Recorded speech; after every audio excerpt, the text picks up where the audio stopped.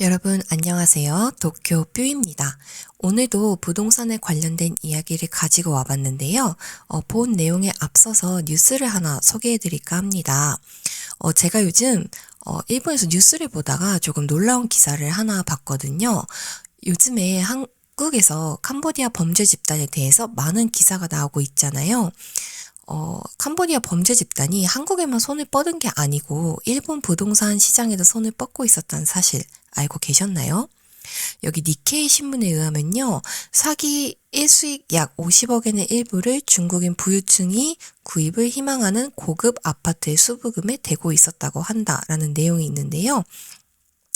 여기서 아마 고급 아파트는 정말 고급 아파트도 있고 대부분 타워 맨션을 칭하는 걸 겁니다.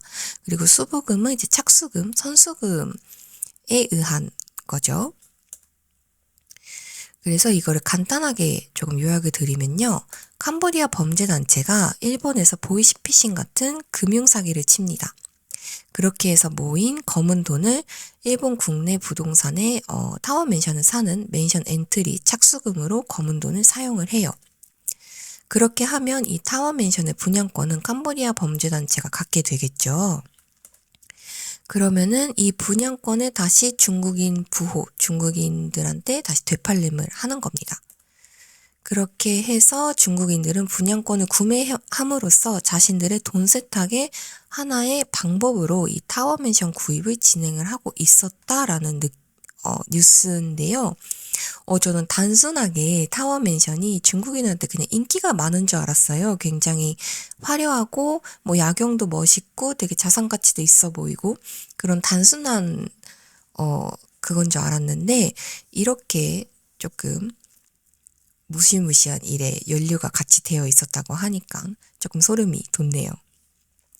네, 그래서 새 정부가 일본에서 새 내각이 출범을 할 때 과연 외국인 부동산 규제법이 생길지도 조금 키니나루 합니다. 네, 그래서 이제 서론은 여기까지 하고 오늘 소개해드리고자 했던 주제에 대해서 말씀을 드릴까 합니다.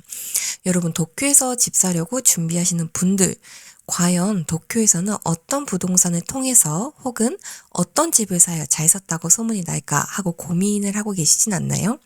제가 오늘 부동산 고르는 방법 그리고 맨션을 살 때 반드시 고려해야 하는 항목들을 싹 다 정리해 와 봤습니다. 이것도 추린 건데요. 여러분 집을 사기 전에는 이렇게 많은 항목들을 한 번씩 눈여겨 보셔야 합니다. 좋은 집을 구하기 위해서는요. 어느 하나 것도 포기하지 마세요. 최소한 이 항목들은 다 하나하나 확인하시고 들어가시는 게 좋다고 생각을 합니다. 그 중에서요. 뜬금없이 웬 설비라고 생각하실 수도 있는데요. 아마 한국도 비슷할 거예요. 아마 한국 부동산이랑도 비슷할 텐데 설비는요 반드시 유행이 있고 설비 레벨에 따라서 내 집이 잘 팔릴 수도 있고 그리고 프리미엄이 붙을 수도 있는 항목인 거예요. 제가 요즘 일본 맨션에 자주 등장하는 태반이라고 하죠. 자주 등장하는 설비들을 조금 가지고 와봤는데요. 일본 맨션에는 한국과 비교하면 굉장히 귀엽고 작고 아담한 식기세척기가 빌트인으로 하나 들어가 있고요. 그리고 디스포저, 요즘에 신축 맨션에는 굉장히 흔하게 들어오는 설비입니다.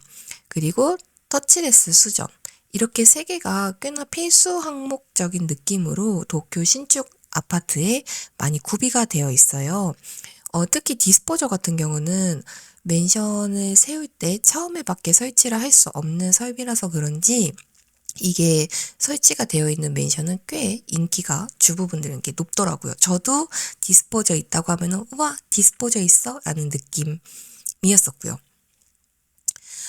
그래서 이 맨션에서 이런 필수 항목적인 설비가 없다면 나중에 자산 가치에 조금 영향이 있을 수도 있다라는 말이 나오기도 합니다. 그게 그렇게까지 필요해라고 생각을 하실 수도 있는데요. 이거는 내 집에 전체적인 자산 가치 항목이 하나 추가되었다라는 느낌으로 생각을 하시면 될 것 같습니다. 그리고 두 번째 욕실에 대한 설비는 사실 그렇게 큰 레벨 차이는 없는데요. 일본 하면 떠오르는 욕실 건조 기능이죠. 이 욕실 건조 기능이 있나 반드시 확인하시는 게 좋고요. 그리고 요즘에 자주 등장하는 타올거리 이 두 개, 두 개의 설치가 또 요즘에 자주 등장하는 설비 중에 하나입니다. 요담으로 저희도 이거를 두 개짜리를 지금 사용을 하고 있는데요. 은근 편해요, 여러분. 이게 임장을 하면서 알게 된 사실인데 후 옵션으로 들어가 있는 곳도 많더라고요.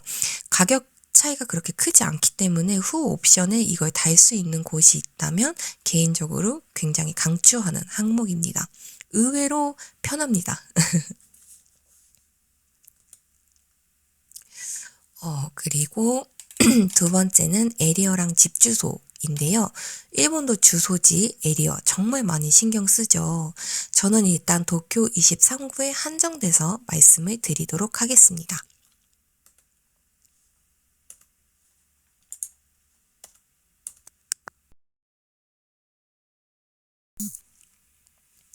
자, 여러분, 이게 그렇게 말하던 도쿄 23구의 지도입니다.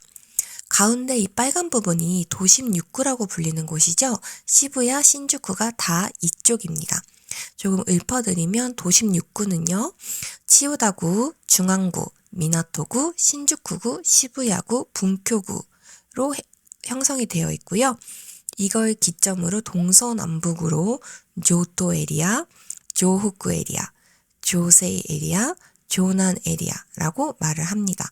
번외로 이 부분은요, 왕관 에리어라고 해서 여러분들이 잘 알고 계시는 하루미 플래그가 이쪽 왕관 에리어에 위치하고 있습니다.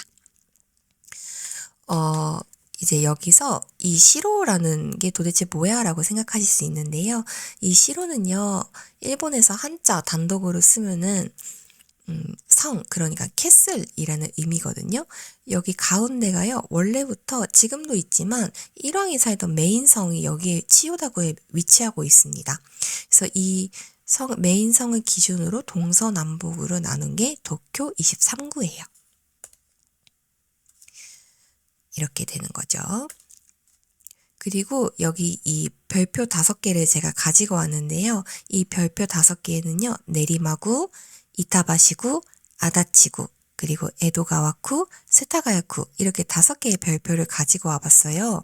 여기서부터는 조금 개인적인 의견인데요. 제가 임장을 여러 군데 23구 전부 다녀보면서 느꼈던 거는 이 별표가 있는 에리어가 상대적으로 가격이 덜 올랐다, 멘션 가격이 상대적으로 리즈너블하다라고 느꼈던 곳입니다. 그래서 아직까지는 신축 멘션 기준으로 7억 원 후반부터 10억까지 23구 치고는 꽤나 리즈너블한 가격대를 형성하고 있다고 보시면 될 것 같습니다. 자녀가 있으시거나 조금 넓은 평수가 우선순위인 분들은 이 별표가 있는 에리어를 보시는 것도 좋을 것 같습니다. 자, 이제 이 별표 에리어에 대한 가격대 형성이 도대체 어떻게 되어 있나 실제로 홈페이지에 들어가서 조금 살펴볼 건데요. 저는 메이저 세븐이라는 사이트를 이용을 했었고요. 여기 이 메이저 세븐이라는 걸 보여드린 이유는요. 일단 가장 보기가 쉬워요. 신축 멘션이 어떤 물건이 있나. 그리고 이 메이저 세븐이라는 이름의 뜻은 영상 뒤편에서 다시 한번 설명해 드리도록 하겠습니다. 여기 홈페이지에 들어가시면 에리아가라 사가스, 에리어로부터 찾는다라는 곳이 있는데요. 여기를 눌러주시면 아마 도쿄 23구의 에리어가 싹 하고 나올 겁니다. 이제 도쿄도 23구 내 이 정도가 있고 도쿄도 23구 외 하치오지라던가 무사시노시 그 외의 곳들 그리고 카나가와 요코하마가 있는 곳이죠. 카나가와현 이렇게 크게 3개의 카테고리로 볼 수가 있습니다. 제가 아까 설명드린 내리마라던가 이제 세타가야, 아다치구의 부분들을 조금 볼까 하는데요. 에도가와쿠를 한번 볼까요? 현재 에도가와에서 신축 멘션으로 들어와 있는 건 시티하우스 히라이라는 곳이 8,800만 원대부터 12억까지의 가격 형성을 하고 있네요. 이 2LDK 플러스 S, 이 S는 서비스룸이라는 건데요. 대부분 이거를 3LDK로 보시는 분들도 많더라고요. 창문이 없는 그냥 창고 같은 느낌의 작은 방인데요. 이걸 방으로 활용하시는 분들도 많더라고요. 이거 일본어로 혹시 조금 어려우시다, 모르시겠다 하시는 분들은 크롬을 쓰시면요. 오른쪽 위에 여기 번역이라는 게 있어요. 이걸 한국어로 번역을 해주시면은 한국어로도 어느 정도는 대충 읽을 수는 있습니다.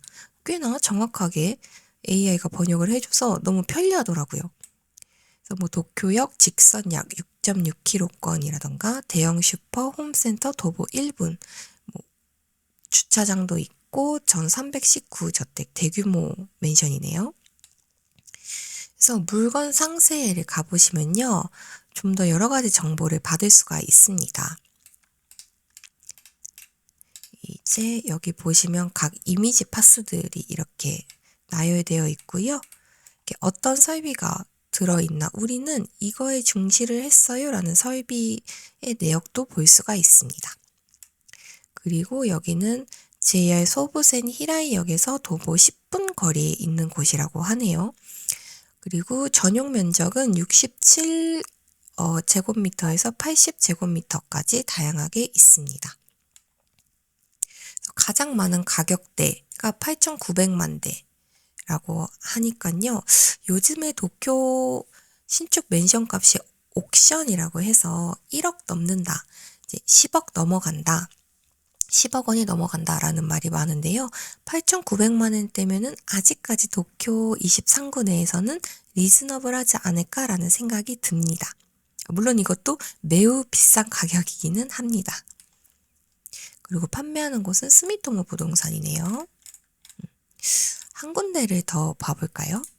다시 에리어카라 사가스로 돌아가서 이번에는 아까 전에 표시했던 곳에서 이타바시구를 한번 가보도록 하겠습니다. 오, 이타바시구는 뭔가 굉장히 삐까뻔쩍한 비싼 물건들이 갑자기 나오네요. 엄청 비싸네요. 이타바시구가 이렇게 비쌌나요? 일단 시티타워라는 곳은요, 이렇게 딱 보기에도 아시겠지만 타워 맨션입니다. 가격은 지금 미정이라고 하네요. 그리고 여기도 또 하나의 시티타워, 이타바시 오야마라는 곳인데요. 여기는 10억 원부터 시작을 합니다. 여기 오야마라는 역에서 도보 3분이니까 정말 역 바로 앞에 위치한 정말 입지가 좋은 곳이죠. 그런 타워 맨션이 10억부터 시작합니다 라는 겁니다. 그리고 쭉쭉쭉 내려가면은 여기도 10억이 넘네요. 라스트 하나인가? 대신에 여기 4LDK에 꽤나 면적이 넓네요. 79제곱미터라고 적혀 있습니다. 그리고 자 파크하우스라는 곳은 여기도 꽤나 비싸네요. 1LDK인데 4,500만 원대면은 꽤 평균으로 비싸거나 평균치라고 생각을 합니다. 방이 하나인 거죠. 1DK. 이타바시가 굉장히 비쌌군요. 그래도 넓이는 도심에 있는 곳보다는 살짝 넓은 감이 없지 않아 있다라고 생각을 합니다. 내리마는 어떨까요? 내리마는 이제 아이들과 함께하는 그런 자연이 굉장히 많은 에리어의 이미지인데요. 여기 시티테라스 같은 경우는 7,800만 원대부터 9,300만 원대까지의 가격대를 형성하고 있습니다. 여기도 3LDK가 주류고요. 역에서 걸어서 11분이라고 합니다.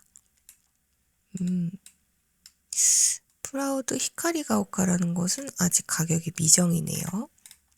근데 이게 정말 어느 정도로 이게 리즈너블하다고? 라고 생각을 하실 수 있는데, 정말 그 도심 6구라던가 예를 들어서 어디를 가는 게 나을까요? 신주쿠구 신주쿠를 가시면요. 일단 기본 12억. 이것도 아마 10억 무조건 넘게 생겼네요. 가격이 대부분 나오지 않는 곳이 많습니다. 그리고 시부야 같은 곳을 봐도요. 시부야는 지금 나와 있지, 딱 하나 나와 있네요. 또 26억 원부터 시작이 합니다. 에비스에서. 이런 26억이나 뭐 12억과 비교했을 때 이제 7억 6천만 원이나 8억 8천 정도는 굉장히 리즈너블하다고 생각이 되는 정말 이상한 세계에 저희는 와 있네요. 네.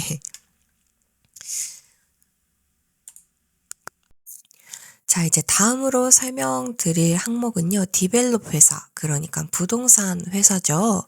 이 항목을 고려해야 하는 이유는 한국과도 비슷합니다. 브랜드력이에요.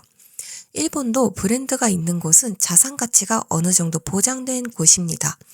그리고 입지를 굉장히 엄선하는 곳들이어서 멘션의 가치를 더 부여해주는 능력이 있는 회사들인 거죠. 일본 회사, 부동산 회사는 메이저 세븐이라고 해서 아까 홈페이지도 보여드렸지만 7대 대형 부동산 회사가 있습니다. 이렇게 7대 대형 회사, 메이저 세븐이라고 불리는 곳이 있는데요. 미쓰비시 지쇼 레지던스, 스미토모 부동산, 다이쿄, 도쿄 부동산, 도쿄 타테모노, 그리고 미쓰이 부동산 레지덴셜, 노무라 부동산, 이렇게 대형 부동산 메이저 세븐이 있습니다. 각자 이 브랜드가 갖고 있는 멘션이 어떤 거냐면요. 미쓰비시쇼 같은 경우는 더 파크하우스라는 브랜드를 가지고 있고요. 노무라 부동산은 프라우드라는 브랜드를 가지고 있습니다. 미쓰이 부동산 레지덴셜 같은 경우는 파크 시리즈죠. 파크 홈즈랑 파크 시티가 있고요. 도쿄 타테모노는 브릴리아, 도쿄 부동산은 브란즈, 다이쿄는 라이온즈 맨션이라는 걸 갖고 있는데요. 로고가 오른쪽으로 바뀌었습니다. 그리고 스미토모 부동산은 시티하우스라는 브랜드를 가지고 있어요. 일단 대형 부동산을 고려하는 게 좋은 점이 뭐냐면요. 관리회사가 자회사인 곳들이 많습니다. 그렇기 때문에 멘션 관리가 굉장히 잘 되는 편이고요. 멘테넌스나 수리 같은 것도 리스폰이 굉장히 빠른 편입니다. 그리고 아무래도 대형 회사들이기 때문에 만약 멘션에 문제가 생겼다, 아니면 건설 도중 문제가 발생했다, 하자가 있다, 이런 경우에 후처치가 매우 좋은 편입니다. 아마도 제 개인적인 뇌피셜인데요. 까딱 잘못했다가는 사회 일면에 장식되는 내용이기 때문에 그러지 않을까 싶습니다. 아마 주가 폭락이 팍 하고 되면은 회사가 휘청할 수도 있으니까요. 이제 브랜드 멘션을 구입하실 때 좋은 점은요. 그만큼의 퀄리티를 기대할 수 있다입니다. 단점은 역시 초기 멘션 비용이 다른 브랜드보다 역시 비싼 편이지만 그래도 돈값은 확실히 한다. 이죠. 이거는 조금 번 외편으로 준비를 해봤는데요. 2024년, 작년에 전국의 멘션 공급수가 약 6만 세대 정도였습니다. 그 중에서 메이저 세븐 회사들은요, 합계로 22%의 쉐어율을 가지고 있어요. 그 중에 노무라 부동산이 6.03%로 쉐어율이 가장 높았네요. 이거는 재미삼아 참고로 봐주시면 될 것 같습니다. 그리고 넓이, 크기랑 디자인을 고려하는 사항인데요. 여러분 아마 다들 알고 계시겠지만 요즘의 도쿄, 이제 살만한 좋은 땅이 점점 없어지고 있습니다. 그래서 그런지 평균 넓이가 66제곱미터, 그러니까 한국으로 따지면 약 20평 남짓이 평균 넓이라고 합니다. 정말 좁죠? 근데 도쿄 안에서도요, 전부 다 66제곱, 20평, 25평 이런 건 아니고요. 중고 맨션이라던가 조금 외곽이라던가 역과 조금 떨어진 곳은 70제곱미터 이상인 곳들도 많고, 못하면 4LDK에 100제곱미터 이상인 곳도 덜어 있습니다. 이 표는요, 어디까지나 23구의 신축 평균 제곱미터를 나타낸 것이니까요. 이만큼 좁아졌구나 라고 참고로 봐주시면 감사하겠습니다. 이거는요, 제가 똑같은 거를 색깔만 바꿔서 컨트롤 C, 컨트롤 V 한 게 아니고 각자 다른 회사의 각자 다른 브랜드들의 평면도를 가져와 본 겁니다. 엄청 똑같죠? 이게 요즘보다는요, 일본 맨션이다 하면은 이런 평면도를 굉장히 많이 보실 거예요. 이 형식이 굉장히 많습니다. 아일랜드 키친이 있고, 그리고 방이 3개가 있는 거죠. 그리고 요즘에 하나 디자인으로서 들어온 게요. 이 화살표에 표시된 이 벽 있죠. 조금 뭔가 데코보코 기자기자한 이 톱같이 생긴 벽이요. 가벽입니다. 움직일 수가 있어요. 파티션처럼 돼 있어서 이걸 필요하지 않을 때는 이 점선 있는 곳에 다 보관을 해놓고 리빙 공간으로 흡수를 하는 거죠. 그리고 방으로 쓸 때는 이 파티션들을 각자 짜라라락 하고 내놔서 방으로 이제 구분을 해서 쓰는 형식이 요즘에 많습니다.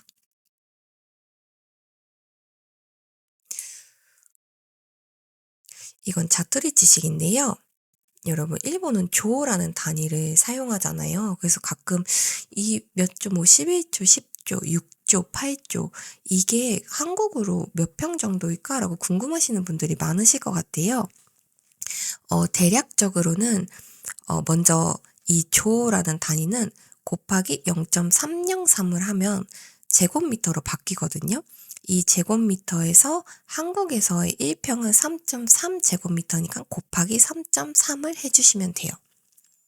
그리고 반대로 일본에서 1조는요, 1.62 제곱미터니까요, 제곱미터에서 1.62를 곱하시면 이제 조로 변환이 되는 거죠.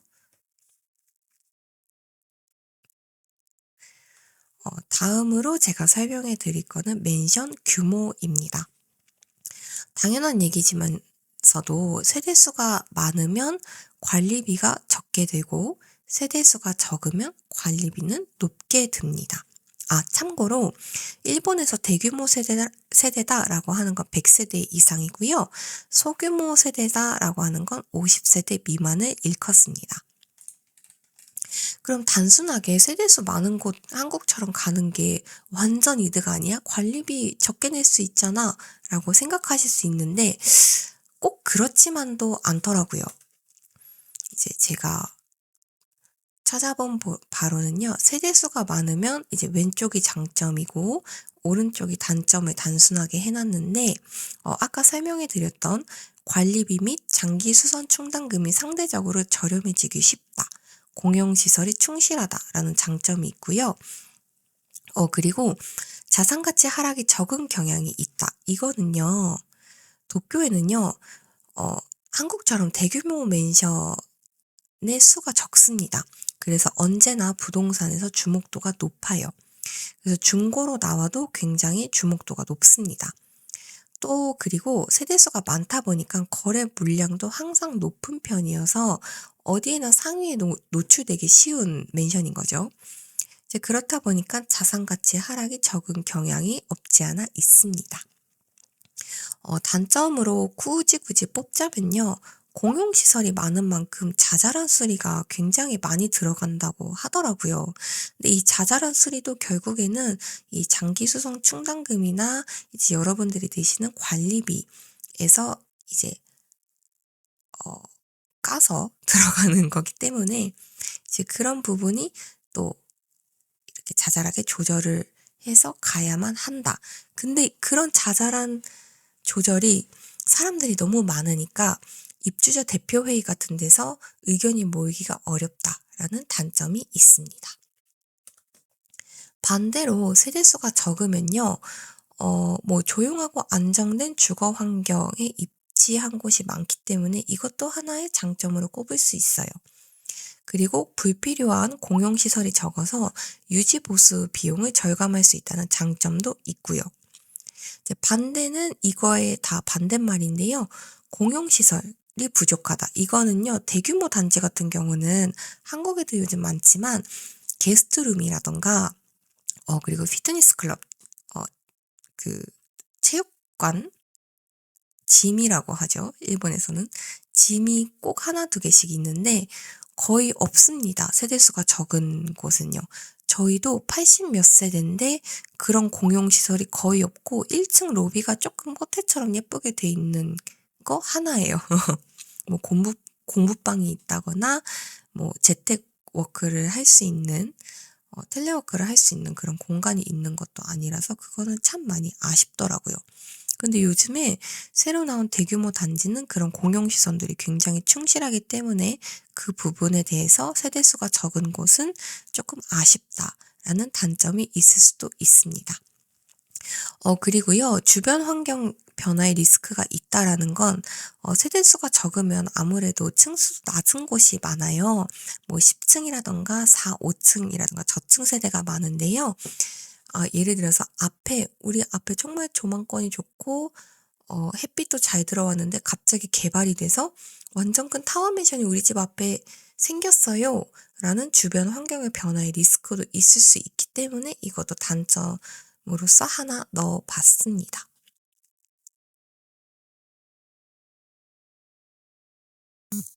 그래서 조금 웃긴 얘기일 수도 있는데요. 애매한 세대수를 노리세요. 예를 들어서 78세대에서 90세대 정도인 거죠. 100세대는 아슬아슬하게 안 하는데 뭔가 50세대 이상에서 적절하게 뭔가 애매한데 한 세대수인 거죠. 이제 그러면 당연하게 각 맨션의 규모의 장점만 쏙쏙 골라서 올 수 있습니다. 당연히 그런 건 아니고요. 그럴 가능성이 굉장히 높아요. 그리고 78세대나 90세대 정도면요. 건물 자체가 14층, 15층 이런 식으로 되는데요. 그런 경우에 주변에 인접한 부지에 예를 들어서 대형 아파트라던가 상업시설이 들어서도 윗부분은 일조권이나 조망권에 영향을 받기 어렵기 때문에 꽤나 좋은 그 조건이지 않을까라고 싶습니다. 그리고 아까 제가 소개할 때요, 조금 설명을 덜 한 게 있는데, 세대수가 적을 때 또 단점이 뭐냐면요, 관리비 및 장기 수선 충당금의 부담이 커지기 쉽다 해서 이게 나중에 10년, 20년 뒤에 관리비를 못 내는 세대수가 발생할 수가 있어요. 이럴 경우에는 폭탄 돌리기가 시작이 되는 겁니다. 뭐 초반에 한두 번이야, 관리조합에서 모아둔 돈, 이제 여러분들이 냈던 장기 수선 충당금에서 조금씩 분납을 해서 충당을 하지만 이게 한 세대, 두 세대가 커진다거나 아니면은 10년, 20년 방치가 돼 있을 경우 꽤 무시 못하는 돈이 되거든요. 그거를 결국에는 전 세대원들이 플러스 알파를 해서 내야 하는 경우가 많아요. 그렇기 때문에 폭탄 돌리기의 시작이 될 수 있는 가능성이 있다라는 가장 큰 단점이 있습니다. 여기서 또 하나의 자투리 지식은요. 집 사기 전에 맨션 커뮤니티 홈페이지를 적극적으로 활용해 보시는 걸 추천드립니다. 제가 이제부터 보여드릴 곳은요. 만션 커뮤니티라는 홈페이지인데요. 여기도 직접 보면서 설명을 해드리도록 하겠습니다. 이게 맨션 커뮤니티 홈페이지인데요. 이게 무슨 홈페이지냐 하면 한마디로 맨션 구입계의 네이트판 같은 느낌입니다. 맨션 구입 예정자나 아니면 관심이 있는 맨션에 대해서 야, 여기 어떠냐? 라고 물어보는 그냥 게시판 글인 거예요. 뭐 트위터 같은 느낌인 거죠. 예를 들어서요. 뭐 프라우드 타워, 여기는 어떤가요? 요코하마에 생기는 이 프라우드 타워라는 곳은 여러분 어떤가요? 자산 가치는 있을까요? 아니면은 뭐 옛날에 여기 주변에 사건 사고는 없었나요? 라고 이런 식으로 댓글 형식으로 이렇게 다들 정보를 공유하는 겁니다. 뭐 예를 들어서 제가 여기에 뭐 한 30년 살고 있는데요. 치안이 좋고 나쁘고 라던가 여기 정말 살기 편해요 라던가 우리도 이런 장점이 있는 곳이니까 앞으로는 더 발전 가능성이 있다고 해요. 라던가 뭐 찌라시 뭐 그런 다 내용을 여기에서 공유를 할 수 있는 거예요. 일반인들이. 그리고 이게 익명의 게시글이다 보니까요. 꽤 과감 없는 표현을 다들 쓰면서 현실적인 말을 해줍니다. 그리고 이 브랜드에 대해서 지금 지어지는 거에 대해서 와 이거 너무 디자인이 별로야 사면 손해야 뭐 이렇게 말한다거나 뭐 그런 식으로 굉장히 가감 없는 익명의 게시판이 멘션 커뮤니티라는 홈페이지입니다. 여기 보면요 뭐 4시간 전, 뭐 3시간 전 이렇게 2시간 전 이렇게 돼 있는 거 보면요 꽤나 정말로 활성화가 잘 되어 있어요. 이제 그 중에 정말 핫한 뜨거운 감자의 물건들도 많고요. 관심 없는 정말 싱하고 조용한 물건들도 있는데 여기에서 정보를 얻는 것도 저희는 꽤나 재밌고 많았습니다. 아직도 사실은 남편이랑 재밌어서 가끔 들어가서 봐요. 여기 우리도 여기 검토했던 데인데 지금 무슨 말 나올까라던가 이거는 그냥 개인적으로요. 멘션 검토 안 하시는 분들도 재밌으니까 일본어 혹시 되시는 분들은 들어가서 이런 댓글창 한번 읽어보시는 것도 추천드리겠습니다. 제가 아까 메이저7 홈페이지도 그런데 지금까지 소개해드렸던 홈페이지는 더보기란에 제가 추가를 해놓을 테니까요. 그 URL을 복사하셔 들어가시면 될 것 같습니다. 네, 여러분 제가 준비한 영상은 여기까지고요. 오늘 영상 어떠셨나요? 항상 녹음을 하면서 후 녹음을 하고 있는데요. 너무 긴장이 돼서 설명이 조금 버벅거린다거나 말이 이상하게 나온다거나 하는 실수를 자주 하는 것 같네요. 최대한 빨리 익숙해지도록 노력해 보겠습니다. 그리고 궁금한 점이 있으시면 댓글 달아주시면 제가 하나하나 빠르게 확인하도록 할 테니 댓글 많이 부탁드릴게요. 그리고 다음 영상에서 어떤 영상을 만들었으면 좋겠다라는 의견이 있으시면 그것도 댓글로 달아주시면 저희가 반영해서 만들어 보도록 하겠습니다. 오늘도 영상 시청해주셔서 너무 감사하고요. 다음 영상에서 뵐게요. 안녕.